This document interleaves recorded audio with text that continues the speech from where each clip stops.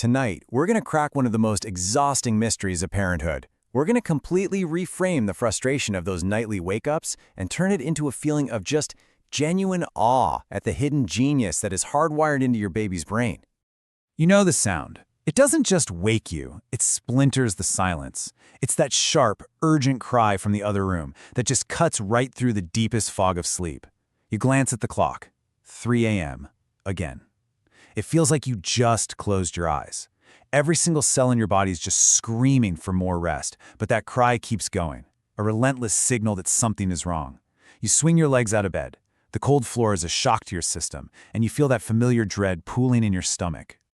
You've done it all. You fed them, you changed them, you swaddled them into a perfect little burrito. You've read the books, you've followed all the advice, you've mastered the routine. So why, every single night, does it feel like you're failing? This isn't just a sleep problem, right? It feels like a personal failure, a puzzle you just can't solve no matter how hard you try. But what if it's not a failure at all? What if you've been looking at this puzzle completely wrong? The answer, well, it starts not with what you're doing, but with a hidden clock ticking away inside your baby's brain. Okay, so the first clue to solving this whole mystery isn't in what you might be doing wrong, but in the fundamental wiring of your baby. See, there's a biological alarm clock at play here, and its timer is set to a shockingly short interval. Just 60 minutes. That's it. That's the average length of an infant sleep cycle. So while your adult brain is cruising through these long, restorative 90-minute cycles, your baby's brain is surfacing near consciousness every single hour, all night long. And get this isn't a bug, it's a fundamental feature of their design.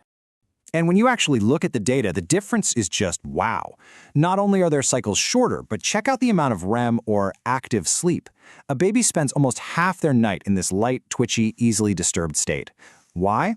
Well, because for them, this isn't just rest, it's construction. Their brain is furiously building connections, processing the day's absolute fire hose of information, and literally wiring itself for the future. So the key thing to remember is that every hour their biology is designed to bring them right to the very edge of waking up. And right when they get to that edge, their brain does this lightning-fast safety check. Am I safe? Is everything exactly the same as when I fell asleep? I mean, think about it. Imagine you dozed off in your warm, comfortable bed and then woke up an hour later on the cold kitchen floor. You wouldn't just be confused, you'd panic. Well, for a baby, that's precisely what's happening. They drift off in this warm, moving, comforting world of your arms, listening to your heartbeat, and then they wake up 60 minutes later in a still, silent, and totally empty crib. That drastic environmental shift triggers a primal alarm. Danger! My protector is gone. My environment has changed. And they do the only thing they can do to survive. They cry for you. But wait, there's a second alarm, and this one is coming from their stomach. It's this metabolic trap called reverse cycling. As babies get older, the world just becomes this fascinating, noisy place. They're so busy tracking the cat, watching the leaves outside the window, babbling at your face, that they get way too distracted to take a full feeding. They just snack. This creates a calorie deficit that their little body has to make up for somewhere. And that somewhere is the quiet stillness of the night. They wake up genuinely hungry, demanding payment for that daytime deficit, which just reinforces that hourly wake-up pattern. So we've got two culprits so far. A biological clock, and a metabolic debt. But there's a third force at work, and this one comes from deep within their own developing body. It's a phenomenon I like to call the midnight practice session. I'm sure you've noticed this. Every single major motor milestone you see here, rolling, crawling, pulling to stand, it comes with a period of just terrible sleep. And that is no coincidence.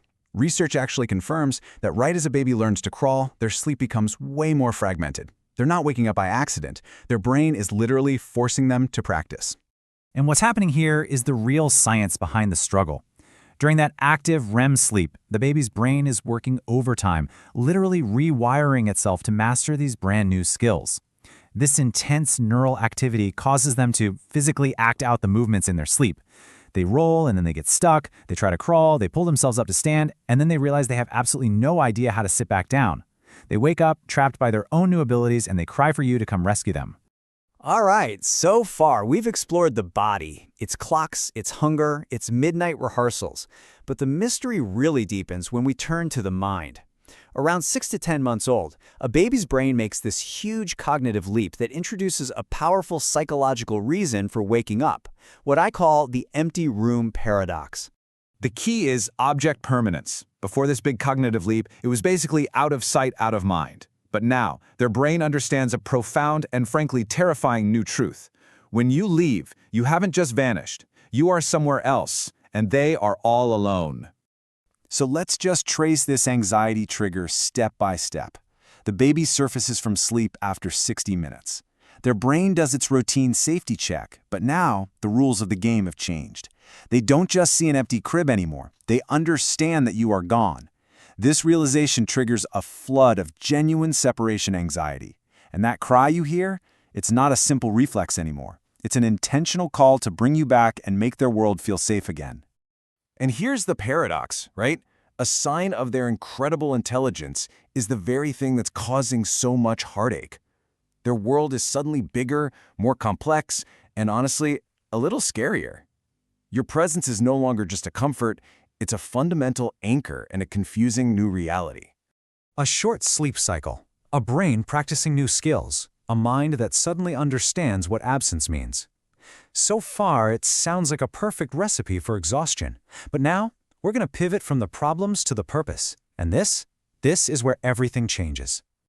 This is the question that changes everything.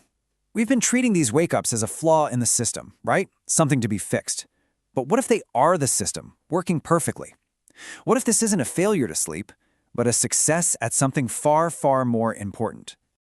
This is called the arousal deficiency hypothesis. It proposes that some cases of SIDS, or sudden infant death syndrome, are caused by a baby's failure to wake up during a breathing emergency, like when they temporarily stop breathing. So if you look at it through this lens, the most crucial survival skill for a baby isn't sleeping deeply, it's waking up easily. And just like that, it all makes perfect sense. Every single problem is actually a life-saving feature. That light, active sleep, it keeps them ready to wake up at a moment's notice. Those 60-minute cycles, they are hourly safety checks. Every single time your baby wakes up, they are practicing their single most important survival skill. This isn't broken sleep. This is a sophisticated survival program, hardwired by millennia of evolution. This is the heart of it all. The biological imperative for a human infant, who was born far more vulnerable than any other primate, is not to sleep soundly, it is to stay safe. Every cry in the night, every exhausted trip you make to their crib is part of an ancient life-saving dialogue. Your baby's biology is making sure they can call for you, and your response reinforces that their call will always be answered. So the next time you hear that cry at 3 a.m., maybe you can see it differently, not as a failure, but as a triumph, a sign that a brilliant, ancient, and profoundly intelligent survival system is working exactly as it should. It really challenges our modern obsession with uninterrupted sleep, and it asks us to reconsider what our babies truly need from us in the dark. Because it's not just about getting them back to sleep, it's about answering the call that proves they are safe and successfully, wonderfully alive.